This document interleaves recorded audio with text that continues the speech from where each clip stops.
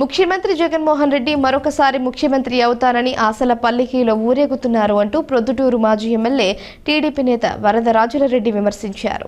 మీకు ఎన్నికల దగ్గరికి వచ్చే కొద్దీ జగన్మోహన్ రెడ్డి గారికి కానీ మన ప్రొద్దుటూరు ఎమ్మెల్యే కానీ అవినాష్ రెడ్డికి కానీ పూర్తిగా అసహనం అనేది ఏర్పడి మనం ఓడిపోతున్నాం అనే పరిస్థితుల్లోకి వాళ్ళు వచ్చి ఏదో నిలకడలేని మాటలందరూ మాట్లాడుతున్నారు తప్పక ఈ పార్టీ ప్రశాంత్ కిషోర్ గారు చెప్పినారు, ఎక్కడ కూడా ఈ పార్టీ గెలిచే పరిస్థితి లేదు ఆంధ్రప్రదేశ్లో. అతను గతంలో వైఎస్ఆర్సీపీ పార్టీకి 2019లో ఆయన పార్టీకి సర్వీస్ చేసి ఎక్కడ గెలుపోటములు నిర్ణయించేదానికి ఎటువంటి అభ్యర్థులు నిలబెడితే బాగుంటుందని ఆ పార్టీకి సపోర్ట్ చేసి ఆ పార్టీకి మంచి అభ్యర్థులు నిలబెట్టిన కారణంగా ఆయన సపోర్ట్ కూడా మీకు ఎన్నికల్లో ఉపయోగపడింది. ఇప్పుడు ఆయనే చెప్తున్నాడు, నువ్వు ఒక నియంతవు, నువ్వేమనుకుంటున్నావు నీ మనసులో, నేను ఒక దేవుడిని చూస్తేనే నన్ను దేవునికి దండం పెట్టినట్టు పెట్టుకోవాలా, నేను ప్రజలకు కనపడాల్సిన అవసరం లేదు, ప్రజలే నా కోసం వాళ్ళు నా ఫోటోలు పెట్టుకొని రోజు దండం పెట్టుకునేటంత పరిస్థితుల్లోకి ఉండాలనే ఒక దుర్మార్గమైన ఆలోచనలో ఈ రాష్ట్ర ముఖ్యమంత్రి ఉన్నాడు. కాబట్టి రాష్ట్రంలో ఎటువంటి పరిస్థితుల్లో కూడా ఒక తెలుగుదేశం పార్టీ తప్పనిసరిగా అధికారంలోకి రాబోతుంది.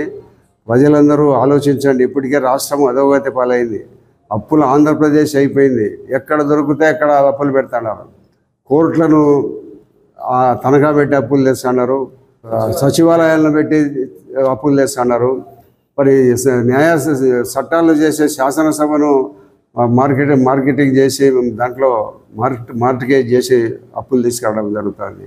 ఇంత పరిస్థితి ఎక్కడన్నా ఉందా? ఏ రాష్ట్రంలోనే ఉందా?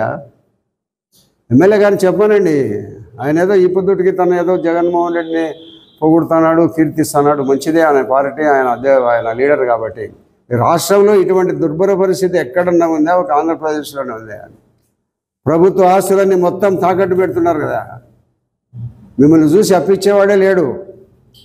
బిల్డింగ్ అప్పు ఇస్తామంటే కానీ మీకు వరల్డ్ బ్యాంక్ వాళ్ళు అప్పులు ఇవ్వడం లేదు, రిజర్వ్డ్ బ్యాంక్ అప్పు ఇవ్వడం లేదు పరిస్థితుల్లో ఉంది. ఎక్కడ దొరికితే ఈ ఉండబడిన ఈ 40 రోజులు ప్రభుత్వం జరిగితే చాలు, గడుస్తే చాలనేంత పరిస్థితుల్లో మీరు దిగజారిపోయి అప్పులు తీసుకొని వస్తున్నారు. ఇంతటి దుర్భర పరిస్థితి ఉన్నా కూడా మళ్ళా మాకు ఓట్లు అయ్యి ఎప్పుడో పట్టాదారు పాస్బుక్లు ఇచ్చినారు.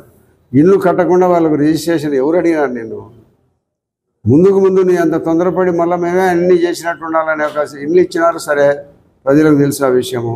మళ్ళీ రిజిస్ట్రేషన్ ఇల్లు కట్టింటే కదా నువ్వు రిజిస్ట్రేషన్ ఇవ్వాల్సింది వాళ్ళకు. కాబట్టి ఏదో పత్రికలు నిన్ను నీ యొక్క చర్యలను నీ యొక్క పద్ధతులను విమర్శిస్తే రాస్తున్నారని అసహనం కోల్పోయి నానా రకాలైన పరిస్థితుల్లో నువ్వు పత్రికల మీద మాట్లాడడం చాలా దుర్మార్గమైన చర్య. పత్రిక మొన్న ఆంధ్రపత్రికలో వచ్చిన దాని గురించి నీ యొక్క పరిస్థితులు, నువ్వు చేసిన యొక్క చర్యలను పొద్దుటూరు ప్రజలందరూ ముక్కును వేలేసుకొని చూస్తూ ఉన్నారు.